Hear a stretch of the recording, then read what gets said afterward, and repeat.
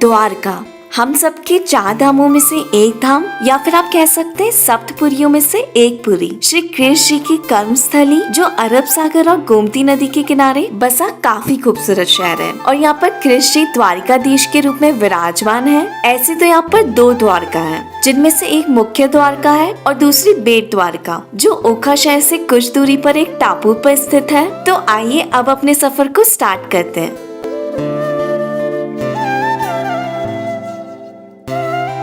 मैं अपना बड़ा सा बैग और खाने पीने की चीजों के साथ अपने डुओ को पैक करके आ जाती हूँ जयपुर रेलवे स्टेशन पर, क्योंकि मेरी ट्रेन जयपुर से द्वारका के लिए 5:30 बजे की थी और भारतीय रेलवे ऐप पर मेरी ट्रेन राइट टाइम दिखा रहा था। लेकिन जब मैं रेलवे स्टेशन पर पता करती हूँ तो मुझे पता चलता है कि मेरी ट्रेन तो 5 घंटा लेट है। अब मैं सोच में पड़ जाती हूँ कि मैं अपनी लाइफ के इन कीमती 5 घंटे को रेलवे स्टेशन पर कैसे यूज करूँ। तभी मुझे मन में विचार आता है क्यों ना अपनी स्किल्स को इम्प्रूव कर लिया जाए, और मैं लग जाती हूँ अपनी फालतू की स्किल्स को इम्प्रूव करने में, जैसे कि रेलवे स्टेशन पर घूमना या की व्यवस्था पर कड़ी नजर रखना। काफी देर पागलपंती करने के बाद भी मेरे 5 घंटे का टाइम पूरा नहीं हो पाता, तो मुझे लगा कि मैं टाइम वेस्ट करने में असमर्थ हूँ और चुपचाप चली जाती हूँ वेटिंग रूम में। और आखिरकार जन्मों के इंतजार के बाद मेरी लौपत कामिनी आ जाती है,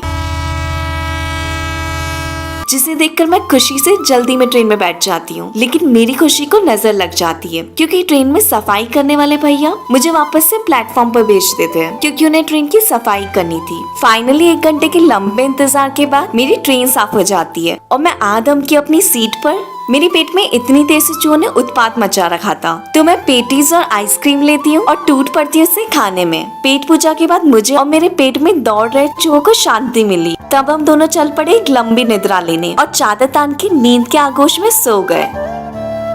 लंबी निद्रा के बाद सुबह होते ही मैं पहुंच जाती हूँ अपने अनइवन दांतों को चमकाने के लिए। दांतों को चमकाने के बाद मुझे जरूरत पड़ती है एक गर्मा गर्म चाय की। चाय की चुस्की लेने के बाद मैं लग जाती हूँ ट्रेन में उल्टी सीधी हरकतें करने और आ जाती हूँ ट्रेन के दरवाजे के पास और गुजरात के मौसम का मजा लेने लगती हूँ। खाते पीते सोते और मस्ती करते हुए मैं फाइनली पहुंच जाती हूँ एक लंबी ट्रेन जर्नी के बाद द्वारका के रेलवे स्टेशन पर। यहाँ पहुंचकर मेरी खुशी का ठिकाना ही नहीं रहता। रेलवे स्टेशन से बाहर आकर मैं पीती यहाँ की अच्छी सी चाय और सोचने लगती हूँ कि रहने का ठिकाना कहाँ ढूंढा जाए। चाय पीने के बाद ऑटो वाले भैया को 20 रुपए सवारी देकर मैं आ जाती द्वारिकाधीश मंदिर के पास और रुकने का ठिकाना ढूंढने लगती हूँ। द्वारिकाधीश की कृपा से मुझे रूम ढूंढने में ज्यादा मेहनत नहीं करनी पड़ती और मुझे मिल जाता है 700 रुपए पर डे के हिसाब से कैलाश होटल में एक बढ़िया सा रूम में थोड़ा सा रेस्ट करने के बाद मैं निकल पड़ती हूँ द्वारका की चमचमाती हुई गलियों को देखने और भोजन करने। अगले दिन सुबह जल्दी उठकर नहाकर मैं करने लगती हूँ मेरी लाइफ का सबसे मुश्किल काम, और वो है साड़ी पहनना। आखिरकार कड़ी मेहनत के बाद मैं एक भारतीय नारी बनकर निकल पड़ती हूँ श्री द्वारिकाधीश के दर्शन करने। श्री कृष्ण के लिए प्रसाद लेकर और अपना मोबाइल जमा करके मैं मंदिर परिसर में प्रवेश कर लेती हूँ। परंपरा के मुताबिक श्री कृष्ण के पोते व्रजनाभ ने मंदिर को हरि ग्रह के ऊपर बनवाया था। यह मंदिर लगभग 2500 साल पहले बनाया गया था। मुख्य मंदिर एक 5 मंजिला इमारत है, जिनमें 72 खंबे एक स्टैंड का समर्थन करते हैं। मंदिर की दीवारों पर पौराणिक पात्रों की जटिल नक्काशी की गई है। मंदिर के अंदर भगवान द्वारिकाधीश के दर्शन करने के पश्चात मैं बाहर आ जाती हूँ और चाय पीकर साथ ही रूम में ड्रेस चेंज करने के बाद ब्रह्मानी टूर एंड ट्रैवल वाले भैया से 500 रुपए में स्कूटी किराए पर लेकर निकल पड़ती हूँ कृष्ण की पत्नी रुक्मिणी जी के दर्शन के लिए रुक्मिणी देवी मंदिर की तरफ। यह मंदिर द्वारिकाधीश मंदिर से 2 किलोमीटर की दूरी पर स्थित है। मंदिर में पहुंचने के बाद पंडित जी के द्वारा पता चला कि ऋषि दुर्वासा जी के श्राप के कारण माता रुक्मिणी जी को द्वारका से 12 वर्ष तक दूर रहना पड़ा था। इस कारण यह मंदिर द्वारिकाधीश मंदिर से 2 किलोमीटर की दूरी पर है।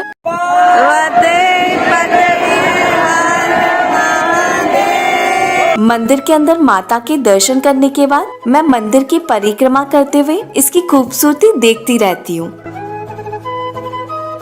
उसके बाद वापस अपने रूम पर आकर थोड़ा रेस्ट करके शाम होते ही मैं आ जाती हूँ गोमती नदी के पास, जहाँ नाव वाले भैया को 100 रुपए सवारी देकर मैं नदी को पार करती हूँ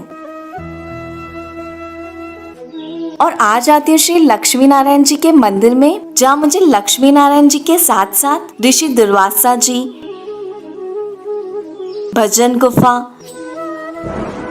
पांडव चरण चिन्ह और राम सेतु में तैरते हुए पत्थर के भी दर्शन करने को मिल जाता है।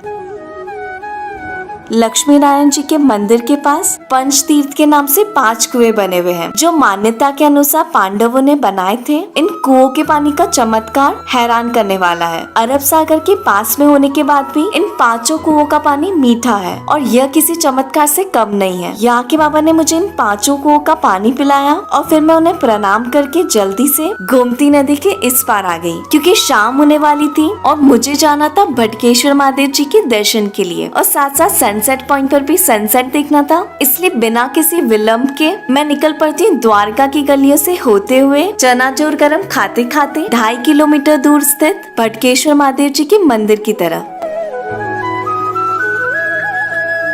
थोड़ी देर पैरों से मेहनत करने के बाद मैं पहुंच जाती सनसेट पॉइंट के गेट के पास, जहाँ थोड़ा फोटो क्लिक करवा के मैं आ जाती भटकेश्वर महादेव जी के मंदिर के पास। यह मंदिर शिवलिंग के आकार का बना हुआ है। शिव जी को सामने देखकर मैं बहुत ज्यादा खुश हो जाती हूँ और भागते हुए उनके दर्शन को पहुँच जाती हूँ। शिव जी के दर्शन करने के बाद मैं बाहर आ जाती हूँ और भुट्टा पैक करवा कर समुद्र के किनारे बैठकर सनसेट का वेट करती हूँ। लेकिन सनसेट देखना मेरी किस्मत में का, बीच में बादल जो आ गए थे। फिलहाल मैं भुट्टे का आनंद लेते हुए समुद्र की विशालता और खूबसूरती को देखती जा रही थी। फिर यहाँ थोड़ी सी शरारत और बहुत सारी रील्स और पिक क्लिक करके निकल पड़ती हूँ गीता मंदिर की तरफ। यह मंदिर भटकेश्वर महादेव जी के मंदिर के पास में ही है। मंदिर के अंदर श्री कृष्ण जी अर्जुन जी को गीता का ज्ञान देते हुए दिखाई देते हैं। इस मंदिर की दीवारों पर संपूर्ण गीता लिखी हुई है। मंदिर दर्शन के बाद मैं बाहर आ जाती हूँ और अपने रूम की तरफ चल देती हूँ। द्वारका में यह पहला दिन कब खत्म हो गया कुछ पता ही नहीं चला। द्वारका में मेरे दूसरे दिन की जर्नी नेक्स्ट व्लॉग में। दूसरे दिन मैंने गुजरात में महादेव का दूसरा ज्योतिर्लिंग नागेश्वर ज्योतिर्लिंग के दर्शन किए और साथ ही साथ ओखा में स्थित बेट द्वारका और शिवराजपुर बीच भी घूमा।